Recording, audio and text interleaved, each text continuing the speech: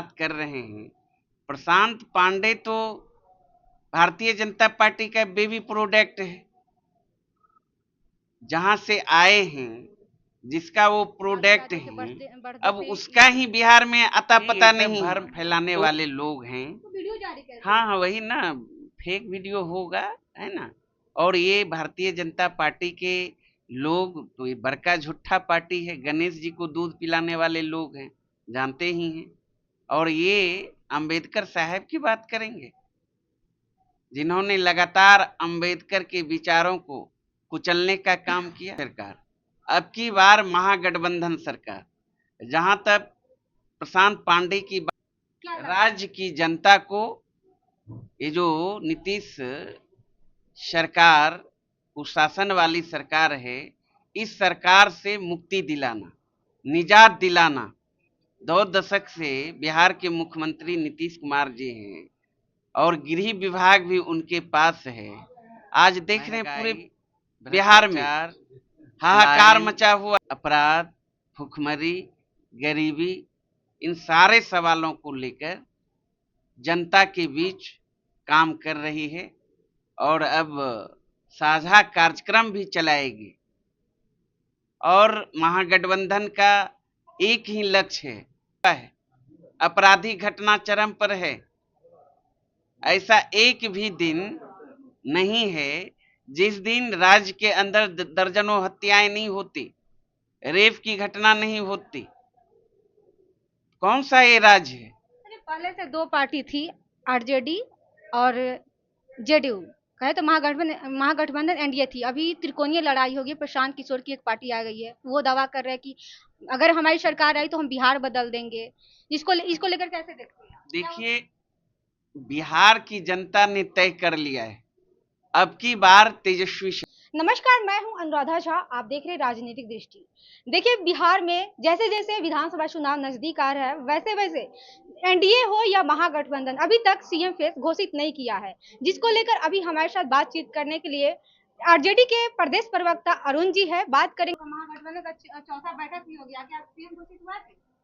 देखिए, महागठबंधन एकजुटता के साथ जो जनता के मूल सवाल हैं, बेरोजगारी, वो किस खेत की मूली है, तो बिहार ने स्पष्ट रूप से निर्णय ले लिया है। बिहार की जनता ने तय कर लिया है कि ये जो कुशासन की सरकार है राज्य में, इसे हटाना है और तेजस्वी यादव जी के नेतृत्व में नई सरकार बनाना है। आप लोग महागठबंधन से आप लोग लड़िएगा, तो क्या सीएम घोषित फेस हुआ है अभी तक? जनता ने तय कर लिया। मैं तो बार बार इस बात को कह रहा हूं, बिहार की जनता की पहली पसंद तेजस्वी यादव जी है और बिहार की जनता ने तय कर लिया है कि हमें तेजस्वी यादव जी के नेतृत्व में अगली सरकार बनानी है।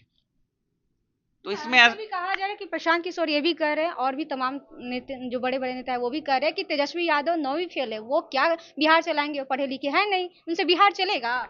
आके डिबेट कर लेना। जिस फैक्ट्री से आए ना, वो अपने आका को भी एक दिन बैठा ले, जो चौथा फेल प्रधानमंत्री देश को चला रहे हैं, एक दिन डिबेट आके कर ले।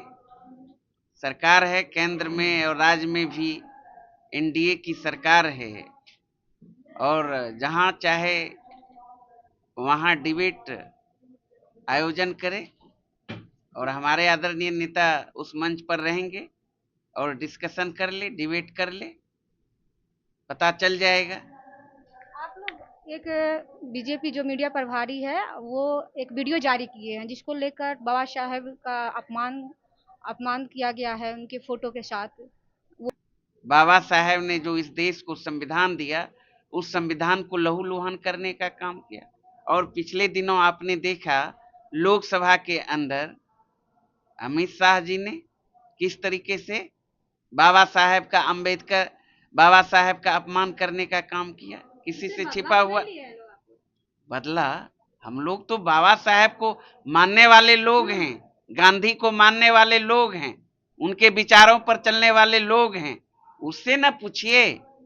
जो गोडसे के पद चिन्हों पर चलने वाले लोग हैं, जाके उनसे पूछिए, दंगाइयों से पूछिए, जिनको इस संविधान से नफरत है, तिरंगा से नफरत है।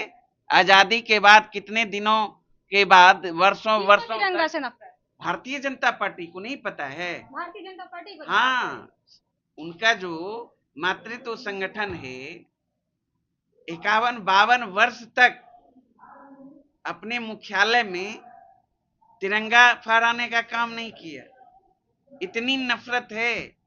ये तो अंग्रेजों के दलाल हैं ना ये लोग, माफी वीर। देश लड़ रहा था जिस समय आजादी के लिए, और उस समय ये क्या कर रहे थे? मुखबिरी करने का काम कर रहे थे, अंग्रेजों से माफी मांगने का काम कर रहे थे। तो ये लोग हैं वो लोग। तो इसलिए ऐसे लोग से प्रमाण पत्र लेने की जरूरत नहीं है। तो चलिए, आपने साफ तौर पे सुना, अरुण जी थे और इन्होंने क्या कुछ कहा आपने सुना। इनके बातों से आप लोग कितना सहमत है, आप अपनी प्रतिक्रिया में कमेंट बॉक्स में दीजिएगा और ऐसे तमाम खबर से बने रहे मेरे साथ। बहुत बहुत धन्यवाद।